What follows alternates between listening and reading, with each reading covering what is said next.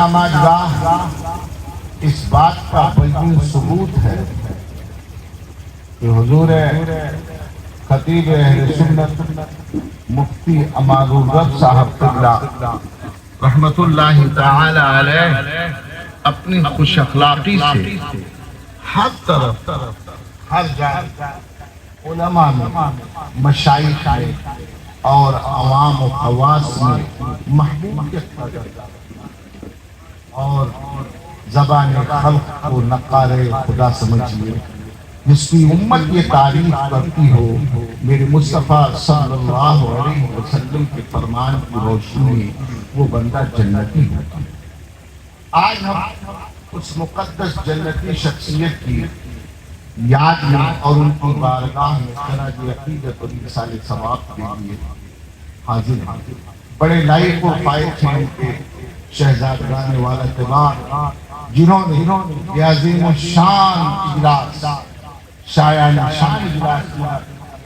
اللہ تبارک و تعالی ان کی خدمات کو قبول فرمائے اور ان کی عمریں لمبی فرمائے، ان کی روزیوں میں برکتیں عطا فرمائے اور وہ اپنے والد کے مقدس حسین نامہ اعمال میں اسی طرح نیکیوں کا اضافہ فرماتے رہیں۔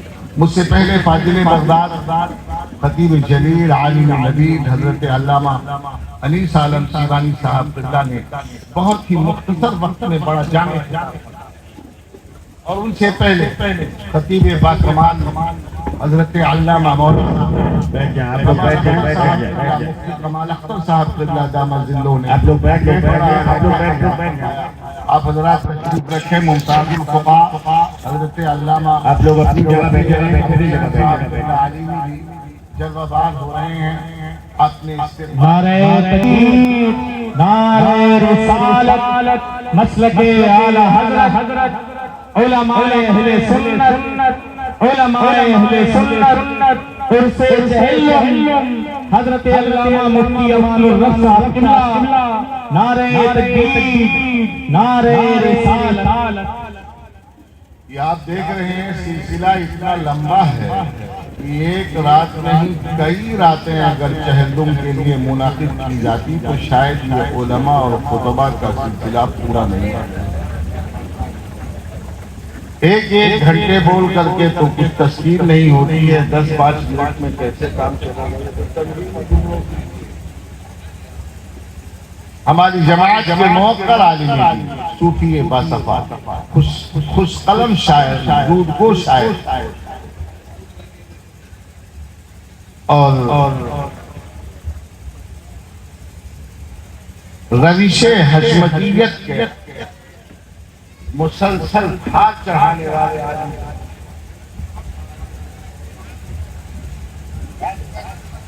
حضرت علامہ صوفی عبدالوحید صاحب قبلہ بھی جلوہ بار ہیں۔ فصیح اللسان طلیق البیان حضرت قاری رئیس احمد خان صاحب قبلہ بھی تشریف فرمائے۔ شیر بہار کے شہزادے بھی جلوہ بار ہیں۔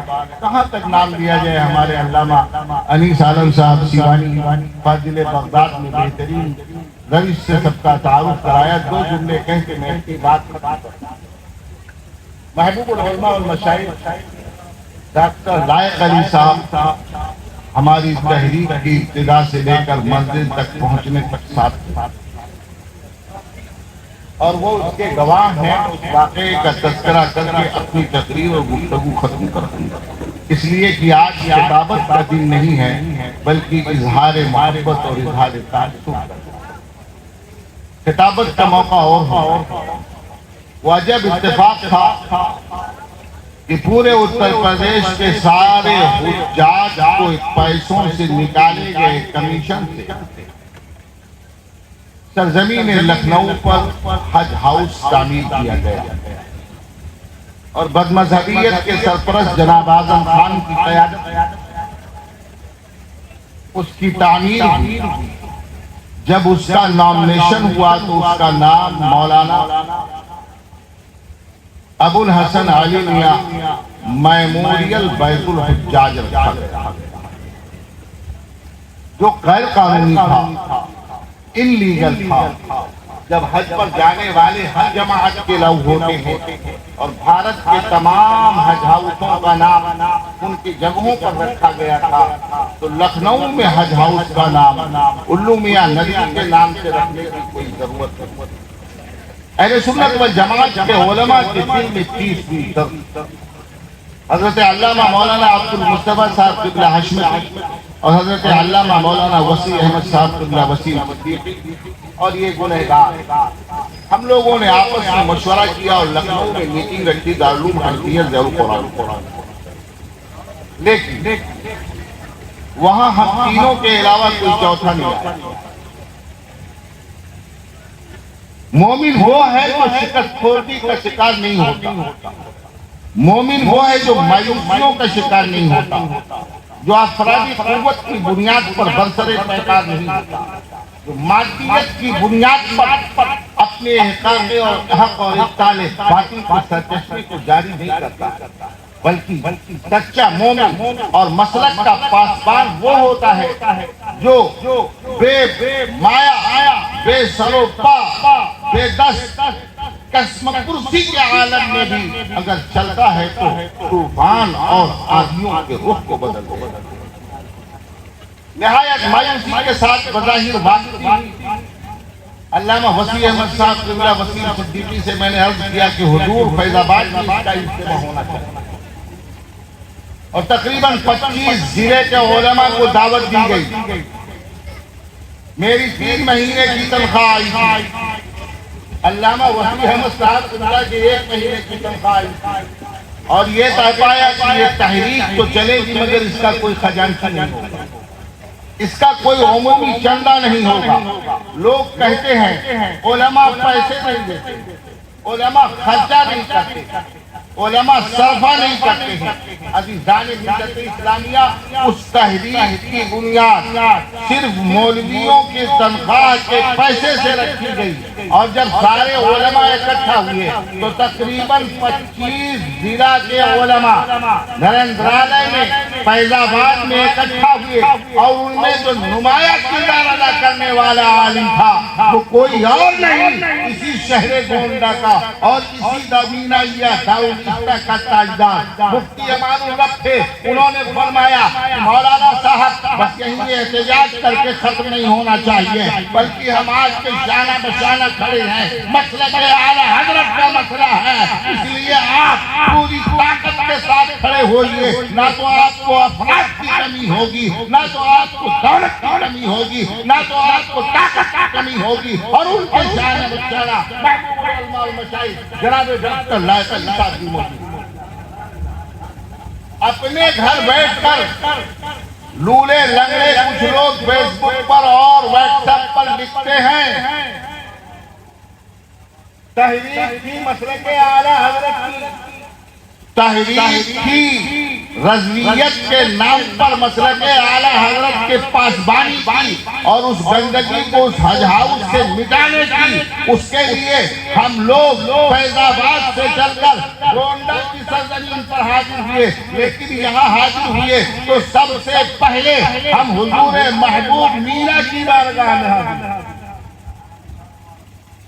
آپ غور کیجئے، وہ اس وقت نہایت بوڑھے تھے اور بوڑھے بھی تھے اور مریض بھی تھے، سفر کرنا آسان نہیں۔ ہر ضلع کے ہیڈ کوارٹر پر ہمیں احتجاجی جلسہ کرنا تھا، اور پھر اجتماعی جلسہ سہکاریتا بھون لکھنؤ میں کرنا تھا۔ اپنے گھر بیٹھ کر نجی تصورات اور ذاتی معمولات کی بنیاد پر کسی شخصیت کو نہیں پرکھنا چاہیے۔ کوئی بھی انسان اللہ کے رسول کے بعد صلی اللہ علیہ وسلم خطا سے محفوظ نہیں ہے۔ ہاں دیکھو آؤ، امام مالک کی مقدس زندگی معصوم نہیں، خطا سے محفوظ نہیں ہے، خطا سے محفوظ نہیں ہے، معصوم کا ترجمہ ہے، یعنی نبی کے بعد چاہے وہ صحابہ ہو، چاہے وہ تابعین ہو، چاہے وہ تابعین تابعین ہو، چاہے وہ کسی جماعت سے تعلق رکھتے ہوں، کل یؤخذ ویرد علیہ سوا صاحب هذا القبر علیہ अलैहिस्सलाम। इमाम मालिक ने फरमाया कोई मासूम नहीं, कोई खता से जरूरी नहीं कि बच जाए। कुल्लु बनी आदम खता व खैरुल खताईन अत-तव्वाबून। अल्लाह के रसूलों और नबियों के अलावा हर इंसान खताकार हो सकता है, और लेकिन बेहतर लोग वो हैं जो अपने खताओं से तौबा करते हों। अभी जालिम मिल्लत इस्लामिया, इसलिए किसी शेख, किसी आलिम, किसी बड़ी शख्सियत के अंदर अगर कहीं कुछ नजर आए तो उसे व्हाट्सएप में लेकर दौड़ने के बजाय आओ देखो महबूब मीना शाह रहमतुल्लाहि तआला अलैह ने मसलक आला हजरत की पासबानी के लिए फैजाबाद के बाद सबसे पहले अगर दरवाजा खोला है तो गोंडा का खोला है, और डॉक्टर नायक अली की क़यादत में यहाँ पे